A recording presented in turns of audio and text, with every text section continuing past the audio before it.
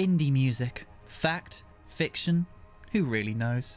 You've all seen this terribly formatted image of an iceberg with difficult to read text superimposed on it, hinting at some of the deepest, darkest urban legends in indie. But which ones are real? And which ones are the fever dreams of a Reddit user who hasn't been to a gig in a year and is going stir crazy? Sky Layer. Courtney Barnett is from Stoke. The English Midland city of Stoke-on-Trent is known for being the birthplace of such legendary musical titans as Murdoch from Gorillaz, the drummer for China Crisis, and Courtney Barnett? Yes, despite what her birth certificate might tell you, Courtney Barnett is a Staffordshire lass through and through, a fact she is often obliquely referred to in her music, such as her recent singles Bet365 is based in the city where I grew up, and I fondly remember the Stoke-on-Trent National Garden Festival of 1986. Her seemingly Australian accent originates from her childhood, when she was bitten by a radioactive Men at Work bassist. Car seat headrest originally stood for child safe hat.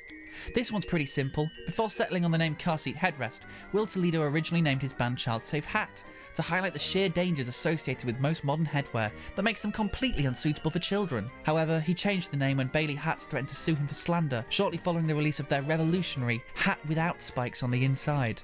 Father John Misty's beard is fake. It's a fake beard. He wears a beard wig. He calls it Beardo, the hairy chin monster. Iceberg Layer. Parquet courts want Tom Brady to be more sexually active. At the end of the legendary Parquet Court song, Total Football, lead singer Andrew Savage has this to say. Fuck Tom Brady! Many fans took this to be a condemnation of 7-time Super Bowl winner Tom Brady's notoriously right-wing political beliefs. But others believe a very different theory, that Andrew Savage is instead pleading with listeners to engage in carnal activities with Tom Brady, if they get the chance. Believers in this theory point to a 2013 interview, where Savage was quoted as saying, "The thing that keeps me awake at night is wondering whether 7-time Super Bowl winner and ardent Trump supporter Tom Brady is getting enough sex. I worry that if he goes a few days without sex, that he will grow angry and transform into Mega Brady and unleash the football-shaped meteors that he has been storing in the lower atmosphere over America." Radiohead invented shooting stars. In the famous Pitchfork review for Kid A, Brent DiCrescenzo opens with an anecdote about how he had never seen a shooting star, before finally seeing one at a Radiohead concert in 2000. Well, this is strange enough, but the mystery actually goes deeper, as there are actually no historical records for the existence of shooting stars prior to this review. Did Radiohead actually invent them as a pyro effect for their stage show? We may never know. Nobody actually likes Beirut, right? That's got to be right. I mean, every time I see them at a festival, you ask your mate, you're like, oh, did you fancy going to see Beirut later? They're on the main stage. And it's like, well, I mean, we could, but like, we could also just get that ostrich burger from the ostrich burger van before public service broadcasting play later. I mean, I think I'd rather do that. Oh, hi. Dan Cranston here, the Vanity Project's manager. I'll level with you. I sold one of my kidneys to the mafia to keep this channel afloat. And if you subscribe, I might not have to sell my other one, so hit the subscribe. Shallow Layer. Now we're starting to get into the really sinister stuff. Starting off with Vampire Weekend aren't real vampires.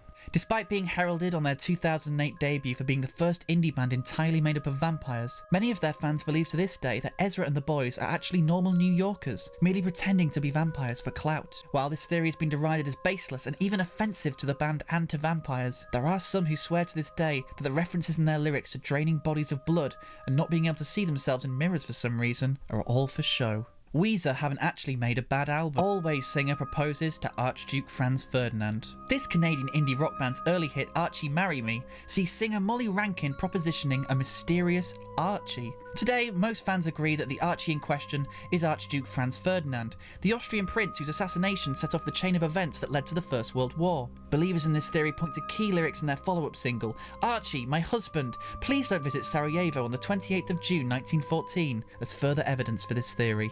The next slightly deeper layer. This is where shit gets wild, yo. Tame Impala's Kevin Parker is half reptilian overlord, half actual Impala. Sounds crazy, right? But many believe Kevin Parker was part of a reptilian plot to combine their DNA with the genes of the African antelope to create a super soldier that could one day take over the world.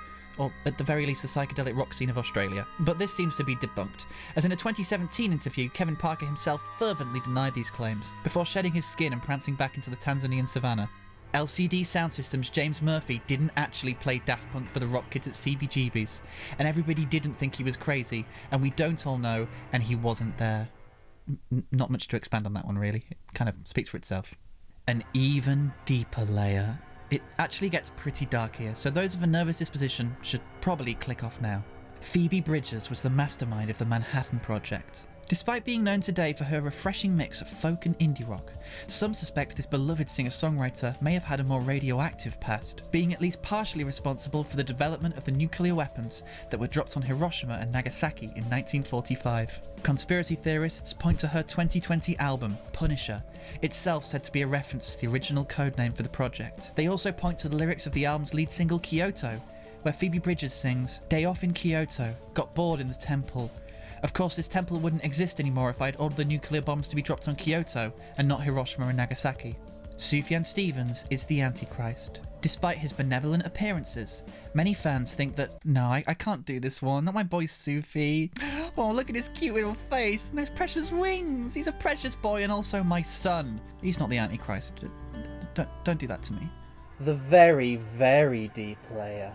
Angel Olsen visited the Virgin Mary. Despite what the Bible may tell you, there is strong historical evidence to suggest the angel that visited the Virgin Mary to inform her of the birth of Jesus was not in fact Gabriel, but the head archangel herself, Angel Olsen. She informed the Madonna she would bear a child sent from heaven in order to unfuck the world. Allegedly, she was written out of the Bible because gospel writers Matthew, Mark and Luke were annoyed that Pitchfork ranked her last album higher than the Wise Blood record on their 2019 year-end list. The Abyss. And finally, the scariest conspiracy of all. None of the music you actually like is indie. It's all funded by major record labels and PR companies, and if you enjoy literally any of the music that I've mentioned so far in this iceberg, then you're a poser. Now, if you excuse me, I'm going to go listen to some real music, like the sound of somebody blending a copy of Infinite Jest. Hey, Dan Cranston here, the Vanity Projects Manager. Congratulations on making it to the end of an amazing video. Why don't you reward yourself by subscribing here or watching another video here? And why don't you reward me by lending me like £50 to £100? Please?